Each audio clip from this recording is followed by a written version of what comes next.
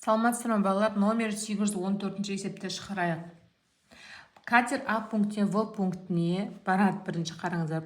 Катер А пунктінен В пунктіне дейін барады. Міне. Яғни бұл кезде ағысқа қарсы дейді. Берілген жазақ.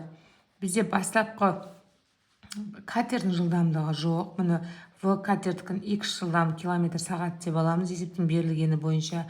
Ағыс жылдамдығы бар, бізде ағыс жылдамдығы 2,4 километр сағат. Енді қараңыздар, Адан В-ға жүрген кезде, яғни Адан В пунктіне дейін ағысқа қарсы жүрген кезде, бұның уақыты дейді, Т1-іміз, яғни 1 сағат 48 минутта барған. 1 сағат 48 минутта барған. Бұны минутты сағатқа айналдырамыз. 1 сағат 1 минут, 1 сағатта 60 минуттар 60-тан 48 болады.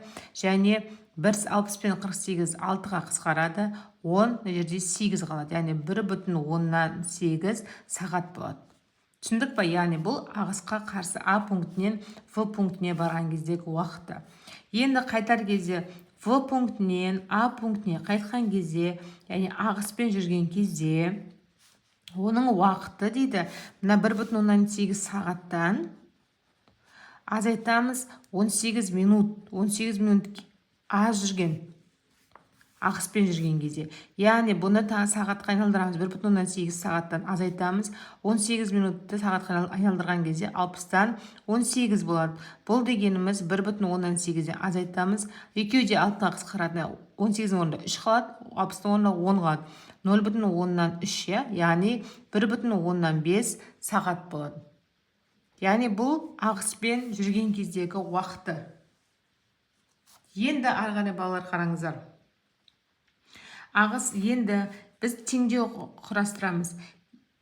Теңдеу құрастырған кезде екі ара қашықтық Адан В-ға дейінгі де В-дан А-ға дейінгі қашықтық екеуі бірдей болғандықтан екі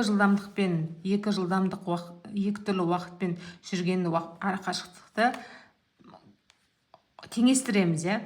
Енді қараңыздар, ағысқа қарсы жүрген кезде біз катер жылдамдығынан ағыстың жылдамдығын азайтамыз. Яғни, міне қараңыздар, В катер жылдамдығынан азайтамыз ағыстың жылдамдығын, және оны көбейтеміз Т1-ге. Яғни, ағысқа қарсы жүргендегі уақытымен. Яғни, бұл жерде бізде барар кездегі ара қашықтық тең. Енді қараңыздар, қайтатын кезде катеріміз ағыспен бірге жүргендіктен екі жылдамдықты қосамыз. Осыны көбейтеміз Т2-ге. Балалар, түсіндіңіздер ғой? Егер ағысқа қарсы жүрсе, катер мен ағыс жылдамдығын азайтамыз, ал егер ағыспен бірге жүрсе, екеуін қосамыз. Енді шығарайық, орындарына қояйық. Бізде катер жылдамдығы белгісіз X болады, ағыс жылдамдығы 2,4. Көбейтеміз, Т1 бізде 1,8. Тең келесі, бізде катер жылдамдығы X, ағыс жылдамдығы 2,4. Көбейтеміз 1,5-ке. Бізде теңдеу құрылды. Енді ары қарай шығарайық. 1,8 X-ке көбейтсек 1,8 X, азайтылған 2,4-ті көбейтеміз 1,8-ге тең, 1,5-ті X-ке көбейтсек 1,5 X, плюс 1,5-ті көбейтеміз 2,4-ге. Түсіндік па балалар? Ары қарай енді X барын бір жағына, X жоғын бір жағына шығарайық. 1,8 X-тен азайтамыз 1,5 X-ті тең, 1,5-ті 2,4-ке көбейтетін болсақ, 3,6.